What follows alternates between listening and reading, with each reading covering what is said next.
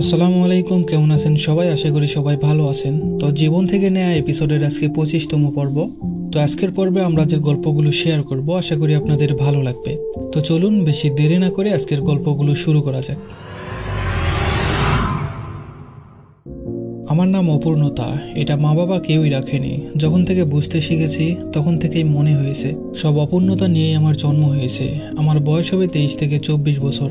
অনার্সের ছাত্রী, এখনো বিয়ে হয়নি। জীবনের সবচেয়ে বড় বিষয়, এখনো বিয়ে হচ্ছে না। আমার প্রতিবেশীরা আমাকে নিয়ে সমালোচনা করে। তারা বলে আমি বুড়ি হচ্ছি, বিয়ে হচ্ছে না, আরো নানা ধরনের কথা শুনি। আমি আমার গোষ্ঠীর মান সম্মান শেষ করতেছি। আচ্ছা, বিয়ে কি আমার হাতে? আমি চাইলেই কি বিয়ে করতে পারবো? বিয়ে নিয়ে আমি খুব ডিপ্রেশনে থাকি। সব থেকে বড় বিষয় আমি সুন্দর না, যার জন্য আমাকে কেউই পছন্দ করে না। জন্ম, মৃত্যু, বিয়ে এসব তো আল্লাহর নির্দেশেই হয়। আমার কি কোনো হাত আছে এসবে? আমার আম্মু এমন কোনো মানুষ নেই যার কাছে আমার জন্য ছেলে দেখতে বলেনি। কম করে হলেও 8 থেকে 10 জন ঘটককে বলেছে আমার জন্য ছেলে আনতে। ছেলে আসে কিন্তু পছন্দ করে না আমাকে। আমি বারণ করি, এত যে দেখাও কেউই তো পছন্দ করে না, শুধু শুধু মানুষের সামনে গিয়ে বসে থাকি। এইসব নিয়ে আমার খুব কষ্ট লাগে। কেউ কখনো নিজে থেকে আমার বিয়ের প্রস্তাব আনে না। আর আনবেই বা কেন বলেন? একটা অসুন্দরী মেয়ে জানে পৃথিবীতে বেঁচে থাকা কতটা কঠিন। আমার সব রিলেটিভরা বলে পার্লারে যাও, ব্রো প্লাক করো, চুল সামনে থেকে কাটো, সবসময় লিপস্টিক ব্যবহার করো, কিন্তু আমার এসব ভালো লাগে না। আমি যেমন তেমনই কেউ একজন এসে আমাকে পছন্দ করুক, তাতে কি খুব ক্ষতি হবে? আজ মনে হচ্ছে পৃথিবী আমার জন্য নয়। কেন আমি এমন চেহারা নিয়ে জন্মেছি কেউ বলতে পারবেন? এই যে রাত নেই দিন নেই হুটহাট করেই খুব কান্না করি, কেন বিয়ে হয় না? চেহারা তো আর আমি নিজের ইচ্ছা করে এমন বানাইনি, তাই না? তবে আমার এত কষ্ট পাওয়া লাগছে কেন? সবসময় ভিতরে ভিতরে গুমড়ে মরছি, একাকিত্বে ভুগছি, কান্নায় ভেঙে পড়ছি। আমরা এক ভাই এক বোন। আমাকে বিয়ে দেওয়ার জন্য প্রায় 3-4 বছর ধরে চেষ্টা করতেছে, কিন্তু কোনোভাবেই কিছু হচ্ছে না। আমাকে বিয়ে দেওয়ার জন্য ধার দেনা করে একটা ঘরও উঠাইছে। আমার জন্য ভাইয়াও বিয়ে করতে পারছে না। এসব যখন আমি ভাবি তখন এতটা অসহায় লাগে যেন পুরো পৃথিবী আমার জন্য অন্ধকার হয়ে যায়। মাঝে মাঝে খুব ভাবি, আমি মরে গেলে কি খুব ক্ষতি হবে? ক্ষতি তো হবে না, আরো বরং ভালো হবে। আমি না থাকায় সবকিছু ভালোই হবে, তবুও মরতে পারি না। ফ্যানের দিকে তাকিয়ে ভাবি কোনো একদিন আমি ওর সাথে ঝুলে যাব। আমি আমার বান্ধবীদের বলি বিয়ে করব, বিয়ে করব। সবাই বলে আমি বিয়ে পাগলি, সারাক্ষণ শুধু বিয়ে বিয়ে করি। শুধুমাত্র আমি জানি আমি কেন বিয়ে করতে চাই। আমার মা কতটা কষ্ট করে আর কতটা চিন্তা করে আমায় নিয়ে। আমায় কে বিয়ে করবে? এক প্রকার বোঝা আমি, না বিয়ে দিতে পারছে আর না আমাকে দিয়ে কিছু হচ্ছে। আমি নিজেও ভালো থাকতে পারছি না, কাউকে ভালো রাখতেও পারছি না। এর থেকে বড় যন্ত্রণা আর কি আছে? আল্লাহর কাছে একটাই চাওয়া, হয়তো তোমার কাছে নিয়ে যাও, না হয় আমার জন্য উত্তম জীবন সঙ্গী দিয়ে দাও। সবাই আমার জন্য দোয়া করবেন, আমি যেন এই ডিপ্রেশন থেকে মুক্তি পেতে পারি। কতটা কষ্ট নিয়ে দিন পার করছি, আমি আর আল্লাহ ছাড়া কেউ জানে না। পাঠিয়েছে নাম প্রকাশে অনিচ্ছুক এক আপু। তো এই ছিল আজকের আমাদের প্রথম গল্প। আশা করি গল্পটা আপনাদের ভালো লেগেছে। আসলে ওই যে মানুষ বলে না, মানুষের চেহারা কোনো ম্যাটার করে না, মন সুন্দর হলেই হয়। আসলে মানুষ শুধু ওটা বলার জন্য বলে, মন থেকে বলে না। হাজারো উপন্যাস অসুন্দর মানুষদের নিয়ে রচনা হলেও, তাদের প্রশংসা করলেও বাস্তবে মানুষ ওই সৌন্দর্যের প্রেমেই পড়ে। যাই হোক, আপনার সৌন্দর্য নিয়ে হতাশ হওয়ার কিছুই নেই। কেউ যদি আপনাকে অসুন্দর বলে তবে ধরে নেবেন, আপনার সৌন্দর্য বর্ণনা করার মতো ক্ষমতা তার হয়নি। আর একটা কথা সবসময় মনে রাখবেন, আল্লাহর সৃষ্টি কখনো অসুন্দর হতে পারে না। যাই হোক, আপনারা সবাই দোয়া করবেন আপুটাকে যেন আল্লাহ তাআলা দিনদার একজন জীবন সঙ্গী দান করেন। আমাদের গল্পগুলো ভালো লাগলে অবশ্যই কমেন্ট করে জানাবেন, আর আমাদের ইউটিউব চ্যানেলটা সাবস্ক্রাইব করে দিবেন। আর আপনারাও চাইলে আপনাদের জীবনের গল্প আমাদের পাঠিয়ে দিতে পারেন। তো চলুন বেশি দেরি না করে আজকের পরবর্তী গল্পটা শুরু করা যাক। আসসালামু আলাইকুম। আমি আমার জীবনের একটি অংশ আপনাদের মাঝে শেয়ার করছি। আমি একটা ছেলের সাথে সম্পর্কে জড়াই 2022 সালের শেষের দিকে। 2023 সালের শেষের দিকে আমাদের সম্পর্কটা ফ্যামিলিতে জানাজানি হয়ে যায়। আমার ফ্যামিলি কোনোভাবেই তার সাথে আমার বিয়ে দিবে না। ঘরের পরিস্থিতি দেখে বুঝতে পারি যে আমাকে তার থেকে সরানোর জন্য কিছু একটা করবে তারা। তো তারপর আমার বিএফকে সব বলি। তারপর আমরা কোর্ট ম্যারেজ করি এবং কোর্ট ম্যারেজ করার পর সব কাগজপত্র তার কাছেই রাখি। আমাদের বিয়ের বয়স মূলত হয়নি, তাই সার্টিফিকেটে বয়স বাড়িয়ে বিয়ে করেছিলাম। তো বিয়ের 3 দিন পর আমাকে আমার বাবা বাসায় বন্দি করে, শিকল দিয়ে বিছানার সাথে বেঁধে রাখে এবং অমানবিক মারধর করে। আমার সহ আমার মা এবং বোনের ফোন নিয়ে বন্ধ করে দেয়, যেন আমি তার সাথে কোনোভাবে যোগাযোগ করতে না পারি।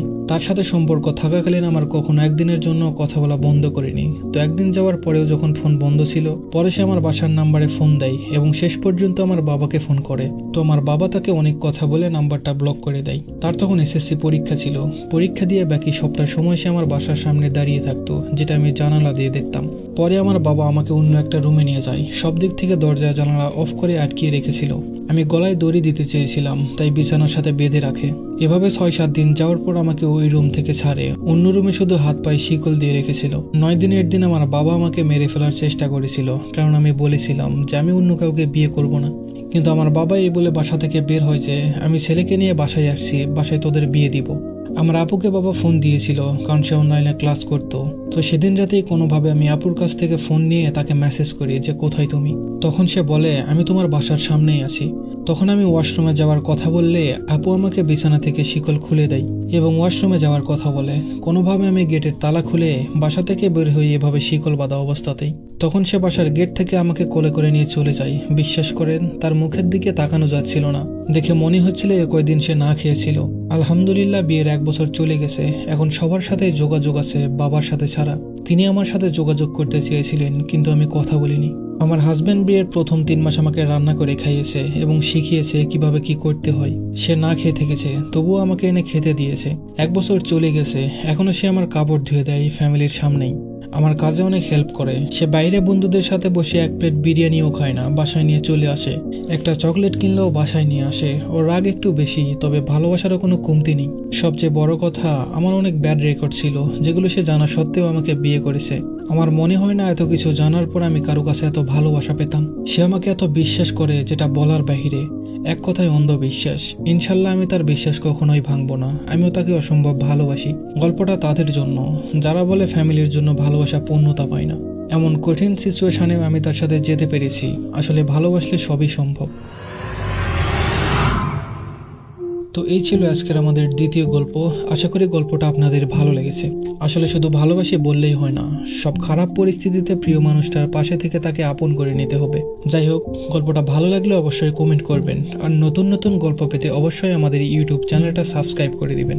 আর আপনারা চাইলে আপনাদের জীবনের গল্প আমাদের পাঠিয়ে দিতে পারেন। আমরা চেষ্টা করব সবার সাথে শেয়ার করার জন্য। তো চলুন বেশি দেরি না করে আজকের শেষ গল্পটা শুরু করা যাক। তখন আমি সবে মাত্র 10ম শ্রেণীতে উঠি। আমার চাচাতো ভাই, সে আমার ক্লাসমেট ছিল, কিন্তু বয়সে আমার থেকে 3-4 বছরের বড় ছিল। তাই আমি তাকে ভাই বলেই ডাকতাম। কিন্তু আমার ভালো লাগতো তাকে, কখনো বলিনি। আর তারও আমাকে ভালো লাগতো, সেও বলেনি কখনো, তবে সেটা আমি বুঝতে পারতাম। তারপর এভাবেই না বলে দিন যায়। আরেকটা কথা, আমাদের বাসা পাশাপাশি ছিল, সেজন্য প্রায় সময় আমরা একসাথে গল্প করতাম। অনেক ভালো সময় কাটতো আমাদের। এভাবেই দিন যায়। আমি এসএসসি পাশ করি, সেও ভালো রেজাল্ট করে। এর মধ্যেই আমার আর তার পরিবারের মধ্যে বিরাট একটা ঝগড়া ঝামেলা লেগে যায়। সেজন্য আমি তার সাথে কথা বলা বন্ধ করে দিই। তার মধ্যেই সে আমাকে প্রপোজ করে, আমি না করে দিই। কিন্তু সে এমন এমন পাগলামি করতো যে তা আমায় অনেক ভাবাতো। আমি ডিপ্রেশনে থাকতাম, সারাক্ষণ তার কথাই ভাবতাম। তারপর আমি মনের বিরুদ্ধে গিয়ে তার সাথে সম্পর্কে জড়াই, কিন্তু মা জেনে যাওয়ার কারণে আমি তা ভেঙে দিই। সে প্রায় বছর খানিক আমার পিছনে পড়ে থাকে, এক প্রকার জ্বালাতন করত। তার থেকে মুক্তি পেতে আমি চলে যাই হোস্টেলে পড়াশোনার জন্য। কিছুদিন পর আমি বাসায় আসি, বলতে গেলে 5-6 মাস পর। তার মধ্যে এসে দেখি তার পাগলামো স্বভাবটা কিছুটা কমেছে, কিন্তু আমি তাকে পুরোপুরি ভুলতে পারিনি। তাকে ভোলার জন্য আমি প্রতিনিয়ত অনলাইনে অ্যাক্টিভ থাকতাম, রিলস দেখতাম সারাক্ষণ। তারপর কেটে যায় কয়েক মাস। হুট করে একদিন আমার ইনবক্সে একজনের মেসেজ আসে, একটা ছেলের। সে বলল আমায় নাকি চিনি, কিন্তু আমি তাকে চিনি না। তারপর থেকে টুকটাক কথা বলতাম। আমার প্রাক্তনকে ভোলার জন্যই আসলে আমি তার সাথে কথা বলতাম। আর প্রাক্তন বললে ভুল হবে, কারণ আমাদের মধ্যে কোনো ভালোবাসা ছিল না, মাখো মাখো কোনো প্রেম ছিল না, শুধু ছিল মোহ। তারপরে ছেলেটার কথাই আসি। সেই ছেলের সাথে মোটামুটি কয়েক মাস কথা হয়। সে কল বা মেসেজ দিলে আমি কথা বলতাম। আমি নিজে থেকে কখনোই আগ্রহ দেখাইনি, এটা সত্য। কিন্তু কখন যে আমি তার প্রতি আসক্ত হয়ে গেলাম নিজেও জানি না। এরপর চলে এলো 2022 সালের বন্যা। বন্যার পর আমাদের মোটামুটি যোগাযোগ আরও বেড়ে যায়। তার সাথে আমি প্রায় দেখা করতাম, কিন্তু আমাদের মধ্যে অন্য সম্পর্কের মতো অশ্লীল কোনো কিছুই হয়নি। কিন্তু সে চাইতো, আমি বারবার তাকে ফিরিয়ে দিতাম। মাঝখানে 3 মাস যোগাযোগ আমি অফ করে দিই, বলতে গেলে তার দোষের কারণেই। আমি চাইতাম আমার জীবনে এমন কেউ আসুক যে আমাকে আগলে রাখবে, স্বপ্ন দেখাবে এবং বাস্তবায়ন করবে। আমি চাইতাম আমাদের সম্পর্কটা যেন বিয়ে পর্যন্ত যায়, কিন্তু সে আমায় কখনো কোনো আশা বা কথা দিত না। শুধু বলতো যা হবে পরে দেখা যাবে, কপালে থাকলে হবে, এইসব বলতো। এসব মেনে নিতে আমি বাধ্য হতাম, কারণ আমি তখন পুরোপুরিভাবে তার প্রতি আসক্ত হয়ে পড়ি। এই বিষয়টি আমি কখনো তাকে বোঝাতাম না বা বলতাম না, শুধু তার সাথে কথা বলতাম, কারণ কথা না বললে আমার দম বন্ধ হয়ে আসতো। এর কয়েক মাস পর তার পুলিশে চাকরি হয়। এরপর থেকে শুরু হয় আরও দূরত্ব। তার সাথে যোগাযোগ বিচ্ছিন্ন হয়ে থাকে প্রায় 6 মাস। তার মধ্যে সে আমার প্রতি শুক্রবারে কল দিত, 2-1 মিনিট কথা বলে আবার রেখে দিত।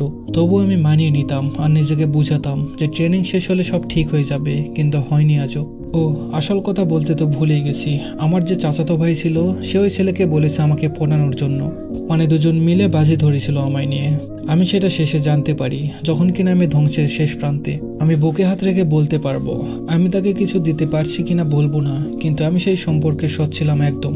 আমি তাকে নিয়ে 60 বছরের পরিকল্পনা করে নিয়েছিলাম, আর সে তার চাকরি নিয়েই আছে। আর আমি আজও তার অপেক্ষায় আছি। সে আমায় ঠিক এমন ভাবে রাখলো যেমন রাখে পচা ডোবানালাই কচুরিপানা, যার কোনো মূল্য নেই, শুধু ভেসে আছি। তো এই ছিল আজকের আমাদের গল্পগুলি। আশা করি গল্পগুলো আপনাদের ভালো লেগেছে। গল্পগুলো ভালো লাগলে অবশ্যই আমাদের ইউটিউব চ্যানেলটা সাবস্ক্রাইব করে দিবেন, যাতে পরবর্তী ভিডিও সবার আগে পেয়ে যান। তো আজ এ পর্যন্তই, দেখা হবে আবার নতুন কোনো ভিডিওতে নতুন কারো গল্প নিয়ে। তো সবাই ভালো থাকবেন, সুস্থ থাকবেন। ধন্যবাদ সবাইকে।